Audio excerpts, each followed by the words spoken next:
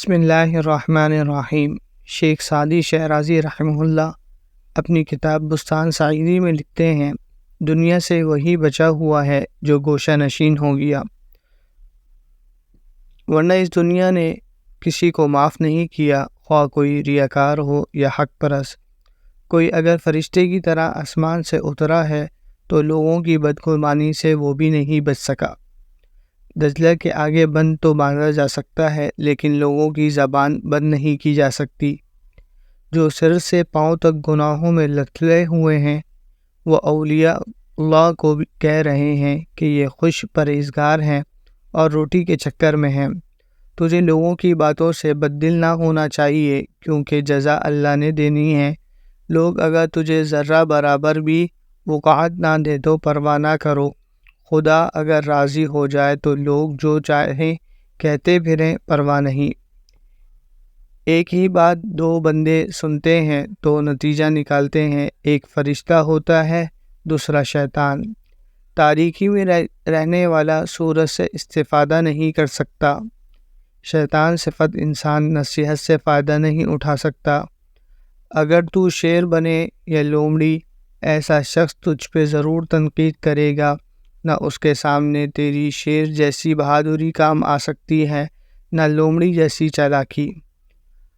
اگر کوئی تنہائی میں بیٹھ جائے تو دنیا والے اس کو مکار کہیں گے یا دیو جن کے انسانوں سے بھاگتا ہے۔ کوئی حسبک و ملنسار ہے تو اس کو بے حیا گردانیں گے، کوئی مالدار ہے تو اس کو فرعون و قارون ثابت کر دیں گے، کوئی فقیر و تنگدست ہے تو اس کی غربت کو بدبختی پر محمول کریں گے، کوئی اگر مرتبہ و مقام سے گر جائے تو خوشیاں منائیں گے کہ اس کا تکبر ٹوٹا ہے، یہ بھی فرعون بنا ہوا تھا۔ اگر کسی غریب کی اللہ تعالیٰ مدد کرے اور اس کو مالدار بنا دے تو کہیں گے کہ کمینہ زمانہ ہے جو کمینوں کے اوپر لا رہا ہے۔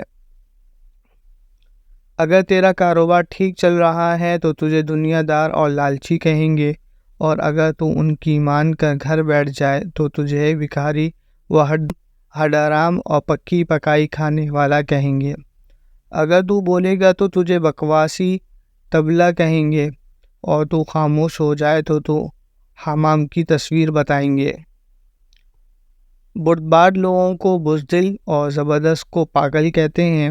کم کھانے والے کے بارے میں کہیں گے اس کا مال تو دوسروں کے ہی کام آئے گا، اور کھانے پینے والوں کو پیٹو کہیں گے۔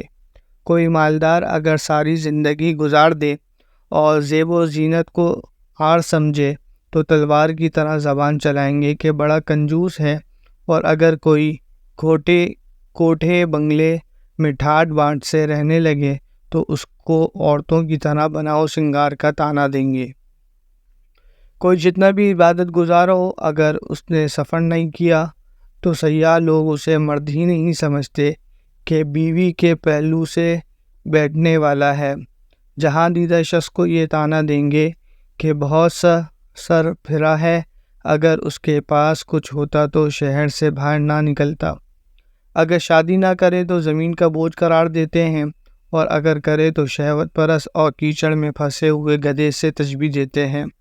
لوگوں کی ملامت سے نہ کوئی بدصورت بچ سکا نہ خوبصورت، لہٰذا اس بات کی پرواہ کیے بغیر کہ کوئی کیا کہتا ہے اپنے کام میں لگے رہنا چاہیے۔